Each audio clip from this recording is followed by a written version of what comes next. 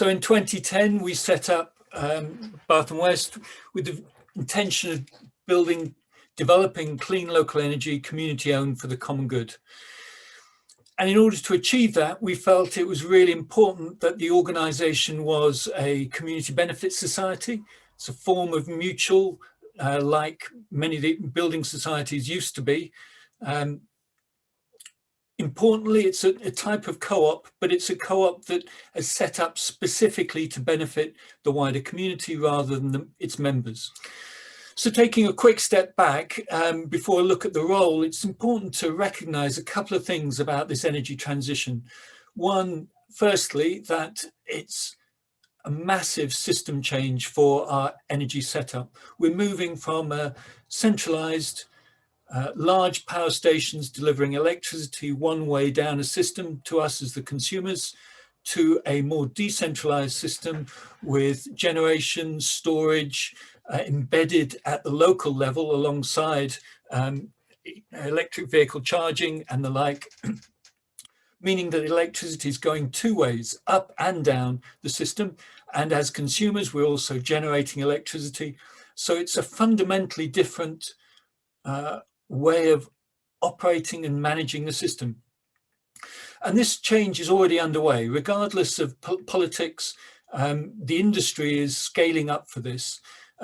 Politics will make a difference as to how quickly it happens, but this is happening. And just to emphasize this point, this is a quote which I would, if we were in a meeting, I would ask you who you think kind of said this. We're in the midst of an energy revolution, the economic landscape, developments in technology, evolving business models and consumer behaviour are changing at an unprecedented rate. Have a think, who do you think it was? I doubt whether you would have thought it would be the National Grid. We are in a process that is so embedded in this change that the industry, the National Grid, the distribution network operators and even the energy suppliers are gearing up for this outcome. A far cry from when I started working in this sector in the mid-80s, not quite that old, mid-80s, when we had the CEGB and renewable electricity was in fractions of a percent. So this system change requires us, though, to take a very different approach to how we balance supply and demand. No longer can we just rely on the National Grid sitting in their offices in head office in Worcester, turning power stations up and down to meet electricity demand when we all turn our kettles on in the middle of the FA Cup final, as was the old cliched example. We're going to have to look at balancing supply and demand at a much local level. And that creates real problems for the system. Alongside this massive change, we need to think about public consent. So we've delivered renewable energy now meeting a third to 40% of our electricity demand, with massive implementation of renewables offshore as well as onshore to get up to the 80%, 90% plus that we need. We're going to need to ramp up onshore implementation in some of the areas that are not so obvious. And it's going to be very difficult to do that without public consent. It's also going to be very difficult to change the way that we all use electricity to balance supply and demand more effectively without public consent. So balancing supply and demand, building public consent are two fundamental principles behind this system change. So this is happening, but up for question is how quickly is it going to happen? And importantly, who's going to own this transition? Is it going to be the incumbents, the existing large energy suppliers with all the baggage that they bring around trust or the lack of it? The energy supply sector is one of the lowest trust, lowest sectors of the economy when it comes to trust, down there with, well, I won't mention any other sectors in case I have any other representatives here, but low trust levels. So who's going to own this transition? And I and many other people in our sector suggest that there is a different way of doing business. How do we own? What do we own? Where's the benefits, and who controls? The three fundamental questions that I think community energy provides an answer to. So who owns the infrastructure? And indeed, beyond that, who owns and controls the programs and services that we offer? Our view is that community enterprise is a fundamental part of this. So community enterprise can provide accountability and local governance that enables us to draw in local people and inspire and empower local people to take action, as well as recycling benefit from these projects back into local communities. Who controls? It's local people. And who benefits? It's the community through not just the Community Benefit Fund but by also building greater resilience at a community level with community assets rather than purely commercial assets. I'll illustrate that with some of the things that as Bath and West we're doing. So we're doing the obvious. We've initiated a Community Solar 2020 program where we are going out to our community to identify new roofs, and we've produced a solar roof spotters guide that local people are using to identify what would be a good roof. So we've provided, it's available on our website, provided set of criteria. These are the things that you should be looking for. What makes a good solar roof? We're also looking at ground mount solar and wind projects, but with those at the moment, as I say, to make them financially viable, we need to secure a long-term power purchase agreement with a large consumer. And we're talking to our local authority as part of their procurement process to try and get a 10-15 year guaranteed income from them, which would go some way to offsetting the absence of the feed-in tariff. But new business models. So we've just started a feasibility study looking at community-owned EV charging network. So we're currently identifying sites for potential community charging. So particularly of interest to people who've not got off-street parking, but trying to create a community asset so that we can also, alongside that, build a community car club. So we're encouraging a reduction in car ownership and certainly car mileage through car sharing, as well as electrification, because if we're just looking at replacing all petrol and diesel cars with electric cars, then it's not going to work. For a lot of resource issues, particularly around battery manufacture, again, we can cover in the discussion if that's of interest. Or I believe actually you've got a talk later on today, so maybe cover that then. Another business model we've been looking at, a project called Solar Streets. We've been looking at what's called demand shifting. So here we've got a house, and the little wiggly line represents what might be seen as a typical electricity demand profile during a day. So the first peak is in the morning, when everybody gets up, goes down when everybody goes to work. I'm talking generic terms here, and then back up in the evening when people come home and use electricity in the evenings. Now, we know if you stick solar panels on the roof, you start generating electricity in the middle of the day when people typically don't use it so much. Now, this in a microcosm is the problem around our energy transition.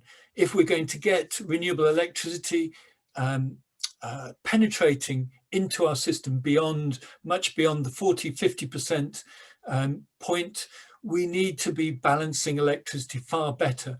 We need to be managing our peak load far better, and we need to be aligning with renewable generation far better. So in our Solar Streets project, we've been looking at, can we use battery storage to enable us to meet those peak demands from electricity generated during the day?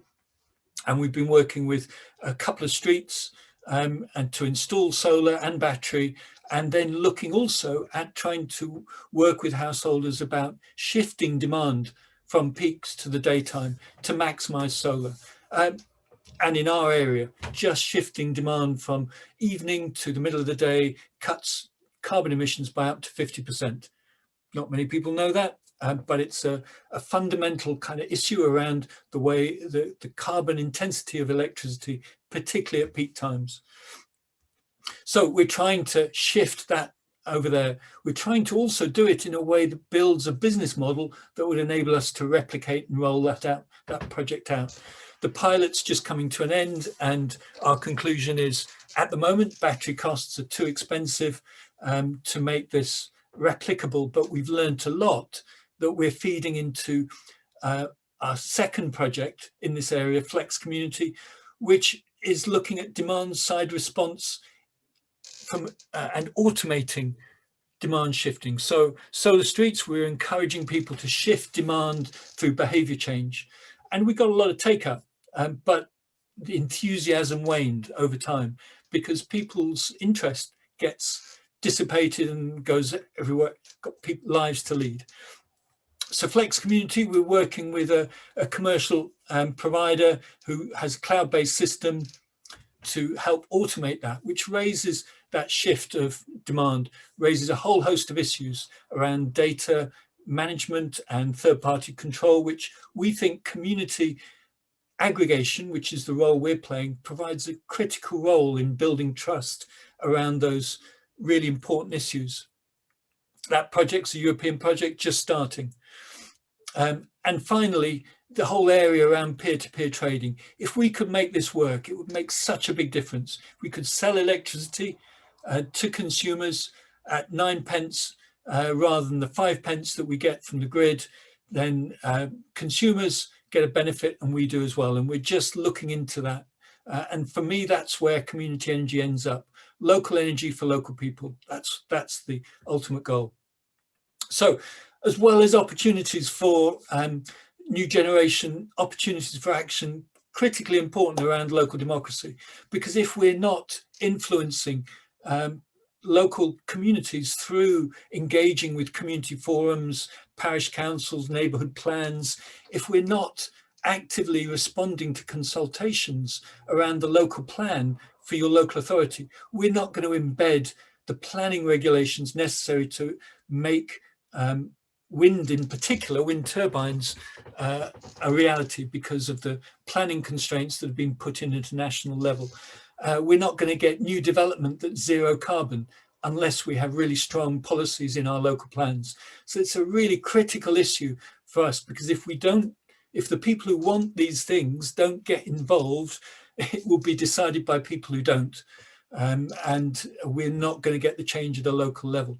So alongside that, we need to be championing new renewables projects. The silent majority need to become the vocal majority to outweigh the opposition that we sometimes often get to wind and sometimes get to solar.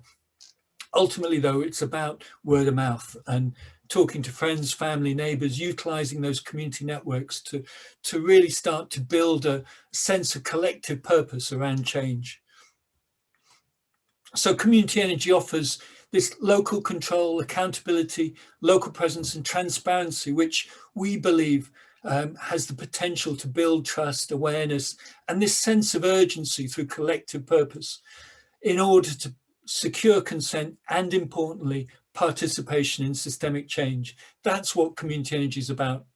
And ultimately, we need to be integrating service delivery. So not just generation through community renewables, but also looking at supply through peer-to-peer trading and demand through consumer aggregation and energy efficiency. If we can integrate all of those things, then we're in a position to create a more than the sum of the parts approach, which we believe can really help speed the transition to net zero and also mitigate our risk and increase financial viability, because ultimately community energy is going to be financially viable if we can stack income streams, not just the sale of electricity, but also through referrals to the network, supply chain network, also through demand shifting and trading with the local grid operator. Lots of potential there, but there's complexity too. So I'm conscious of the time. There's lots of things that we need to put in place to enable community energy to flourish, both at central government and also regional and local government. But it comes down to enabling community finance, building regulatory systems that enable community energy to flourish, and building new business models. If we can get those things, and I think government and local government have key roles to play in all of that, then we can start to see community energy really start to flourish. So, summarize then, community energy offers an approach that can underpin change by building consent, trust, and active participation. And I think without these attributes being fundamentally baked into the energy system in some way, whether it's through community energy or through some other mechanism, we're not going to see change delivered at the speed we need. So it's an appeal to all, really. Join this growing movement, promote community energy solutions, and start simple. Build on what is already there where possible. Utilize the building knowledge and experience that is out there. But get involved in local democracy. Don't just think about the kind of exciting new technologies and everything. Do the kind of less boring thing, the more boring things perhaps, and kind of the community meetings and the community forums and the neighborhood plans, and all of that stuff is going to create the fundamental foundation, the building blocks to the exciting technology projects as well. So we need to create scale and impact, and we need to be able to mainstream finance, support new business models, and regulatory recognition, as I was saying. At the heart of this, at the kind of fundamental thing, kind of selling point, if you like, of community energy is it's about putting people at the heart of the energy transition. If we forget the human dimension here and just focus on technology, it's not going to work. We need people kind of leading and at the heart of this whole process.